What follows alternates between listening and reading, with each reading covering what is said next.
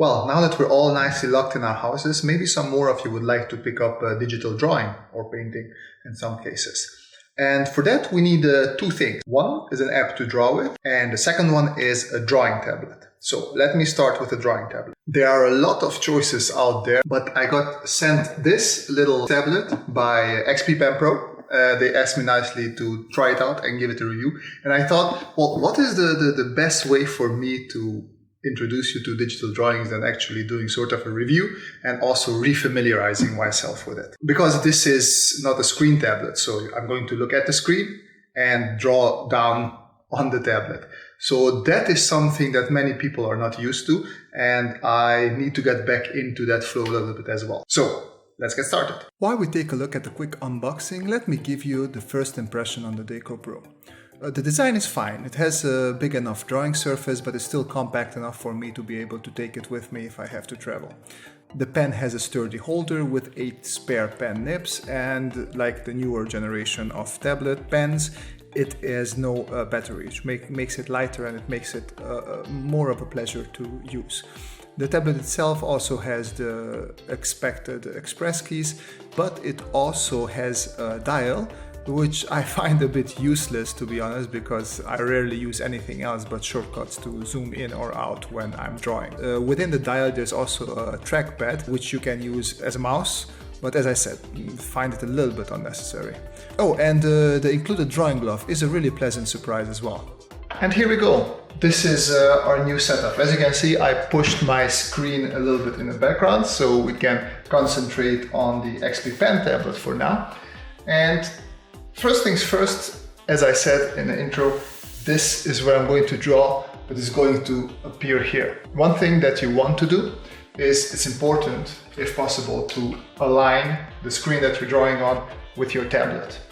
So I'm going to move all of this out of the way a little bit.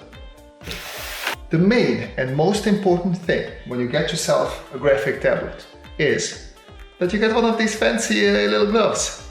Finally, you can be part of the cool boys club. Look at it, look at it. Okay, but seriously, it's nice that it comes with it, because your hand can be a little bit sticky, you can be a bit more clammy, you sweat a little bit, and then when you draw, it's not going to be smooth, so this really helps you a lot. Now, to get to the things. I mentioned the app. I talk about apps a lot. If you get a new drawing tablet, probably you want something that's a bit cheaper, maybe free. For that, Autodesk Sketchbook is perfect. I've been using it, I have videos on it, so I'm not going to talk about that. I'm just going to start using it. But before we start this, there is actually, you have to install your pen, which I did. So we can see the pen tablet thingy here. And here I recommend you set up for yourself these express keys. So if I lift this a little bit, here you go. And you set up whatever you like. Me personally, I need Control, Alt and Space here if I don't use the keyboard. If you're using Photoshop, yeah, just use the keyboard. There's so many shortcuts that you want to learn that it just makes more sense to use the keyboard. But for Autodesk Sketchbook, I really just enjoy having a couple of keys. I need an S key to quickly switch between brushes, and I need a Control and an Alt. And that's mostly it. Now that you're done with that, you can actually get started, and that's when the shock hits you, because you put something down and you're like, oh, what did I do? Why did I buy this? This is not working. This makes no sense. I don't even know how to draw on this, because everything is just horrible. Maybe lines are a little bit wiggly. Don't stress. I think it took me between 2 and 3 months when I started using this to really get used to it and not think that I made a horrible mistake buying this, because yeah, it is a little bit harder to get used to. So I'm going to bring the camera over here because I want to show you exactly what I'm doing here with my hand while things appear on the screen as well. And right now it's not that clear, I would say. So I have my hand either on the keyboard or up here on the quick buttons. First things first, it's really hard to draw here and to look at the screen. So it will take you a while before you get used to doing that. And I would say the best exercise is what I also taught you in previous videos for fundamentals of industrial design sketching, is putting down those dots and trying to connect them. So I'm going to put down a dot here, put down a dot there, and I'm just going to hover a couple of times until I manage to connect them. and I won't necessarily manage to connect them. So keep in mind, the thing here is I haven't done this in a long time either because I draw on my screen. But you just keep putting them down, and you will have to do this for a couple of days. And you can also notice, I put down 2 dots again, try to connect them. I have a tendency to go above it. What you can do here is, since I'm going a little bit up, I'm going to adjust my tablet just a little bit to that. So let's see, another dot, and I'm going to connect them a couple of times. Still go a little bit above it, but not that much. And try with 2 more dots. Same thing again, almost there. So I think I can push it just a little bit more. So this seems to be the most comfortable for me. Let me connect 2 dots again. There we go. I think this is what my hand likes the most. Let me clean up the area. Now you can do the same thing, well, not the same thing, but just more exercises. You try to do ellipses. Just fill the whole page with ellipses. And this is really just getting your hand-eye coordination to work together. And things that will really help you is, let me erase this. So I'm gonna put down a couple of dots, and I'm gonna space them in such a way that I have almost like rows of dots. So I'm gonna connect these 2.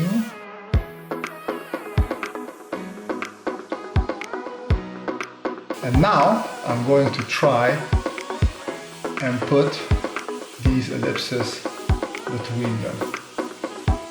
And don't you worry about them not being perfect, because you're just not used to it yet. Your brain has to get used to looking at one area and drawing at another area. I'm gonna do 2 more lines here. There we go. And then I can put ellipses here. There we go. Yeah, and from here on it's basically just the same thing. Every day, a little bit of connecting lines and a little bit of ellipses. And if you keep on doing this, sooner rather than later, you will get used to drawing on tablet, and you will realize that it is actually really fun. And from here it's really just drawing. And I like to take, so what I don't have with my screen is this nice big surface area that I have with this one. It's almost like drawing on a big piece of paper. So I really enjoy that part.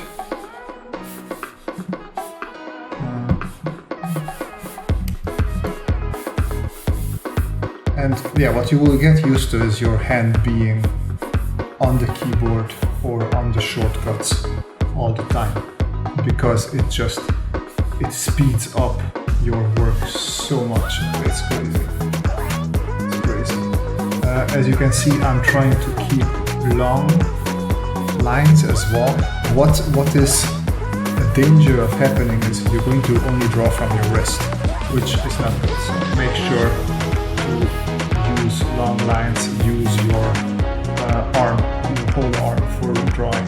So draw from the shoulder is what I like to say. Situations like this, it's always good to have rotate, because it's better to rotate the whole canvas than just, because if you start rotating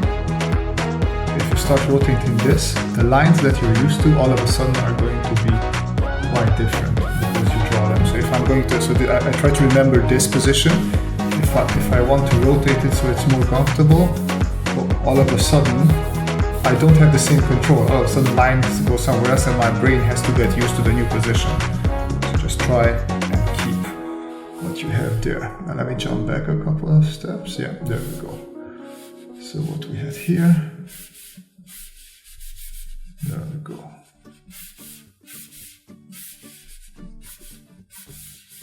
And yeah, as I said, just keep on drawing and exercising, and don't you worry about it not looking as good as you want and feeling that you absolutely have no control over the lines, because yeah, it's just gonna be like that for a while. But trust me, you will get used to it. I heard of people in the industry who still prefer drawing with a tablet like this, even though they have the big, Cintiqs or big screen drawing tablet. And I was like that for a while. When I started my job and they only had screens in the office, for a while it was very uncomfortable for me because I just liked working like this so much more. Like a big positive in this case is that your hand is not in the way of what you're drawing. You can fully see the screen, your hand doesn't obscure anything, and it's just, it is fun in the end. Thing is, once you get used to screens, it's hard to get back to this. So I never really invested into just simple drawing tablets after I switched to the drawing screens. But yeah, this is where everybody starts, and I think in these times, when people switch to digital, this is like super affordable. Also, when I got into it, tablets were very expensive and it cost me a bit of a fortune to get into this. Right. Another good trick for you beginners is if you have two lines that you need to connect, right? And you're trying to connect them, it might be much easier if you just zoom out. You get a straighter line. Look at those. See? Compared to that one. So that is a good little trick. If you need to do long and straight lines, just zoom out and do the drawing like that. And it will be maybe a bit easier. But the problem with that is that you can't use that in real life. So don't make it a habit, especially when you're just drawing digitally a lot. It's going to be more to your detriment if you're not used to drawing properly traditionally. And with that, let me speed up the video and tell you my opinion on the XP-Pen Deco Pro after having it used for a couple of hours. It's a really good, fun little tablet. It's really easy to set up and jump straight into drawing with it. I do like to have enough express keys because I don't want to strain my hand and arm having to hover over the keyboard for the shortcuts all the time, and the Deco Pro has 8 of them, which is good.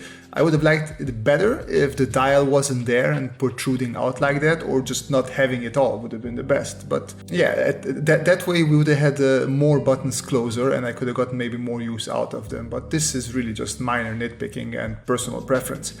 Aside from Sketchbook Pro, I also drew a bit in Photoshop, and there were just some minor driver hiccups that actually got resolved after I restarted the computer. And the tablet performed admirably in both applications in the end. As someone who bought their first tablet back in 2005 when it cost a fortune to get a tiny tablet which had actually less pressure sensitivity than a modern was, I can highly recommend today's tablets at price ranges they are coming at. And actually my first tablet was barely bigger than an A6, and it had like maybe 500 something pressure sensitivities compared to the 2000 and 4000 that are in today's tablets. So yeah, I can definitely recommend something like the Deco Pro. And yes, it will take you a while to get used to the strange feeling of drawing on one surface and constantly looking at another, but if you are serious about getting into digital art or digital drawing in general, starting out with a low-cost, good quality device like this is definitely not a mistake. There are many different tablets for different price ranges, and once you get good with a tablet like this, you will appreciate it that much more when you switch to a more expensive screen display or iPad Pro, whichever you desire.